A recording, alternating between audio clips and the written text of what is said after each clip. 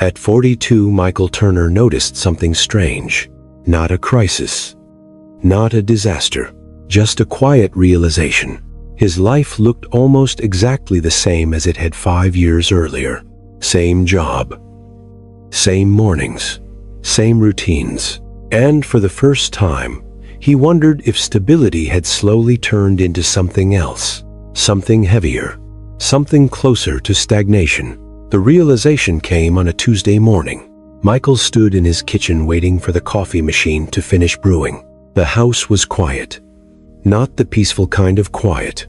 The kind that slowly becomes normal when no one else lives there. Outside the window, traffic moved through the neighborhood in the same steady rhythm it always did. Michael leaned against the counter and checked his phone. Nothing urgent. A few work emails. A weather notification. And a photo from an old college friend. The caption read, "Promotion official. New chapter begins." Michael stared at the image for a moment longer than expected. Then he locked the phone and slid it back into his pocket. But the thought stayed with him. When was the last time something in his life had actually changed? At work, Michael sat through the weekly operations meeting. The conference room looked exactly the same as it always had. Same long table. Same gray walls. Same discussion about quarterly logistics targets. He had attended versions of this meeting for almost 10 years. Michael knew when each person would speak. He could predict which slide would appear next on the presentation. He could even anticipate the exact jokes that would appear halfway through the meeting when the room grew tired. At some point during the presentation, he realized something uncomfortable. Nothing here surprised him anymore. And strangely, that realization did not feel like success. It felt like something else. Like he had quietly stopped growing without noticing. That evening, Michael met 2 old friends for dinner. They had known each other since their late 20s. The restaurant was loud and busy. Conversation moved quickly between work updates and family stories. One friend talked about moving into a larger house after the birth of his second child. The other described a new consulting business he had recently launched. Michael listened and nodded. He was genuinely happy for them. But somewhere in the background of the conversation, a quiet comparison started forming. Not envy, just observation. Their lives seemed to be expanding. Meanwhile, his life felt like it had settled into a pattern that never shifted. Later that night, Michael sat alone in his living room. The television played quietly in the background, though he was not really watching. His townhouse looked tidy. Everything was in its place. The furniture had not changed since the divorce.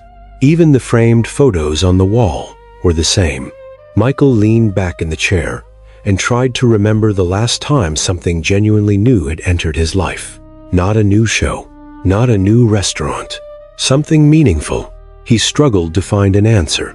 For years, Michael had told himself the same thing. Stability was good. Stability meant responsibility.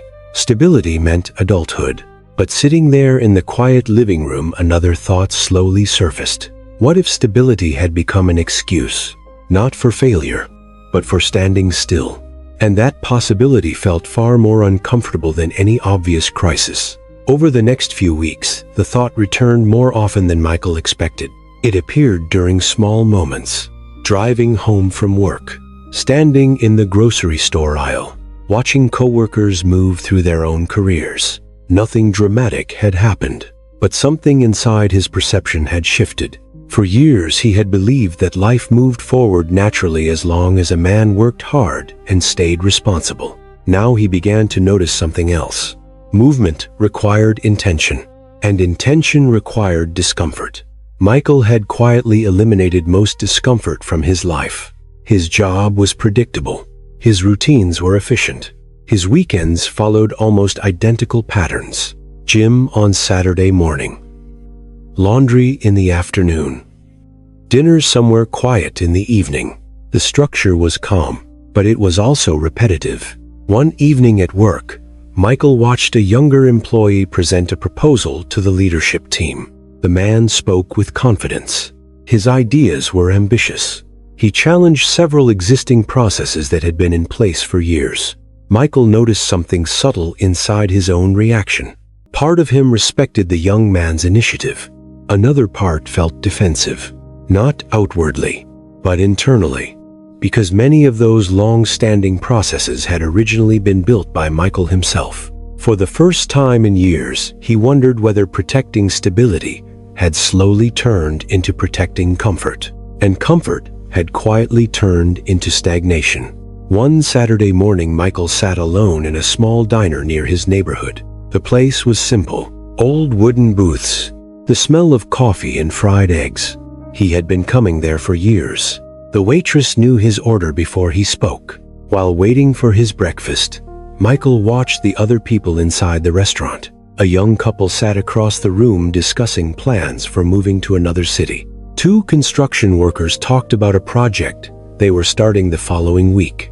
Movement, plans, uncertainty. Michael realized something interesting. In his 20s, uncertainty had been everywhere. Career changes, relocations, risks that seemed normal at the time. Back then, instability had felt like progress. But somewhere in his 30s, his priorities shifted. Responsibility became the central focus. Income stability, mortgage payments, marriage, long-term planning. Those priorities had not been wrong. But now he wondered whether he had quietly allowed responsibility to replace curiosity. Responsibility kept life stable. Curiosity kept life evolving. And the absence of curiosity slowly turned stability into something rigid, something heavy. Most men do not suddenly fail in life. They slowly stop challenging themselves, not because they are weak, but because stability feels responsible. And responsibility can quietly disguise stagnation. The shift did not come from a dramatic event. It happened during an ordinary evening walk. Michael often walked around the same few blocks after dinner. That night the air was cool and quiet. As he passed the same familiar houses, the thought appeared again. Nothing in his life would change unless he allowed discomfort to return. The realization was simple, almost obvious, yet it felt strangely difficult, because discomfort meant uncertainty, and uncertainty meant risk. For years he had avoided both. Standing there beneath a streetlight, Michael noticed something about his own resistance. He was not afraid of failure. He was afraid of disruption. Disruption would force him to redefine who he had become, and that process was uncomfortable. But perhaps discomfort was exactly what his life needed again. The changes Michael began making were small, almost invisible to anyone else. He started arriving at work earlier, not to answer emails, but to think. For 30 quiet minutes each morning, he reviewed systems inside the company that could be improved. Some ideas failed. Others showed potential. He started speaking more often during leadership meetings, not aggressively, just with thoughtful suggestions. Outside of work, he changed small habits as well. Instead of repeating the same weekend routines, he began exploring different neighborhoods around the city. New coffee shops, new walking routes, small variations that interrupted automatic patterns. He also returned to something he had abandoned years earlier. Reading, not quick articles online, but long books that required patience. History, psychology, biographies of people who had rebuilt their lives more than once. None of these actions transformed his life overnight, but something subtle began to shift. His mind felt engaged again. Curiosity returned, and with curiosity came energy. Several months later, Michael noticed something interesting. His life still looked stable. Same job, same townhouse, same quiet routines. But internally something had changed. He no longer felt stuck, because he understood something he had missed before. Life rarely becomes stagnant because time stops moving. It becomes stagnant when a man stops challenging himself.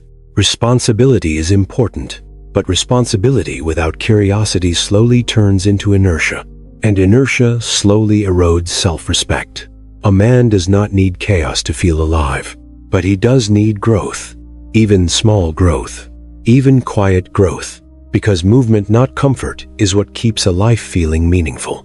If a man looks at his life and feels that something has quietly stopped moving, it may not mean his life is broken. It may simply mean that comfort has replaced challenge.